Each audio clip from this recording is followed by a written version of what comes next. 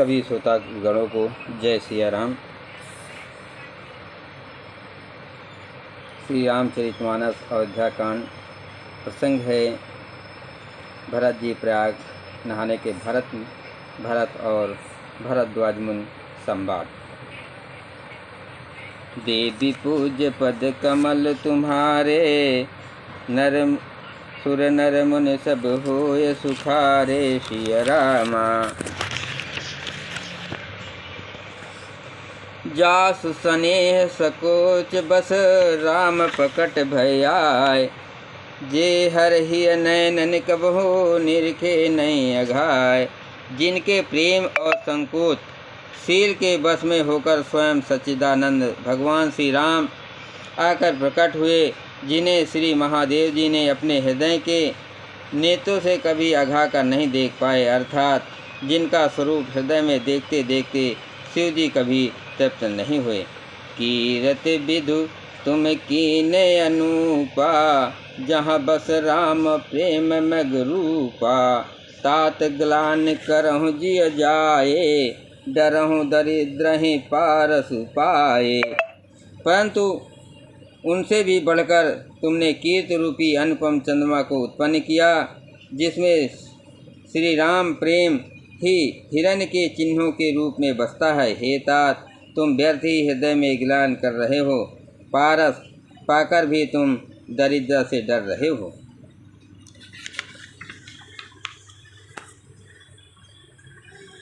सुनहु भरत हम झूठ न कहई, उदासीन तापस बन रहई। सब साधन कर सुफल सुहावा, लखन राम सिय दर्शन पावा। हे भरत सुनो, हम झूठ नहीं कहते, हम उदासीन हैं, किसी का पक्ष नहीं करते हैं, तपस्वी हैं, किसी की मुँह देखी नहीं कहते हैं और वन में रहते हैं, किसी से कुछ प्रयोजन नहीं रखते हैं। सब साधनों का उत्तम फल हमें लक्ष्मण जी, श्री राम जी और सीता जी का दर्शन प्राप्त हुआ। तेहि फल कर फलु दरस तुम्हारा, सहित प्रयाग सुभाग हमारा। भरत धन्य तुम जस जुग जयऊ, कहियस प्रेम मगन मुन भयऊ। सीता लक्ष्मण सहित श्री राम दर्शन रूप उस महान फल का परम फल ये तुम्हारा दर्शन है। प्रयागराज समेत हमारा बड़ा भाग्य है कि हे भरत, तुम धन्य हो, तुमने अपने यश के जगत को जीत लिया है। ऐसा कहकर मुनि प्रेम में मग्न हो गए। सुनि मुनि बचन सभासद हरखे, साधु सराहे सुमन सुर वरखे। धन्य धन्य धुनि गगन पयागा, सुनि सुनि भरत मगन अनुरागा। भरद्वाज मुनि के वचन सुनकर सभासद हर्षित हो गए। साधु साधु कहकर सराहना करते हुए देवताओं ने फूल बरसाए। आकाश में और प्रयाग में धन्य धन्य की धुन सुन सुनकर भरत जी ने प्रेम में मग्न हो रहे हैं। देवी पूज्य पद कमल तुम्हारे, रामा सुर नर मुनि सब होय सुखारे। सिया रामा पुलक गात ही राम सी, सजल सरू नयन। कर प्रणाम मुनि मंडली, बोले गद गद बैन। भरत जी का शरीर पुलकित है, हृदय में श्री सीताराम जी हैं और कमल के समान नेत्र प्रेमा आंसुओं के जल से भरे हैं। वे मुनियों को मंडली को प्रणाम करके गदगद वचन बोले।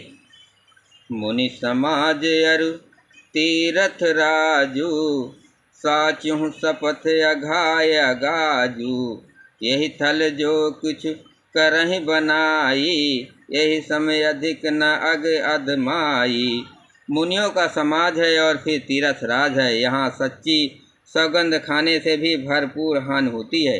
इस स्थान में यदि कुछ बनाकर कहा जाए तो इसके समान कोई बड़ा पाप और नीचता न होगी। तुम सर्वज्ञ कहूँ सति भाऊ, उर अंतर जामी रघुराऊ।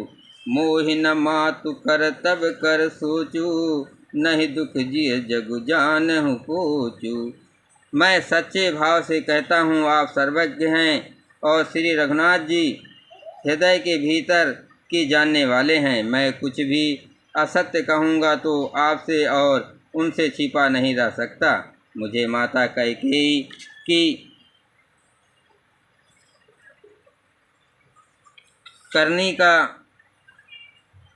कुछ भी सोच नहीं है और न मेरे मन में इस बात का दुख है कि जगत मुझे नीच समझेगा।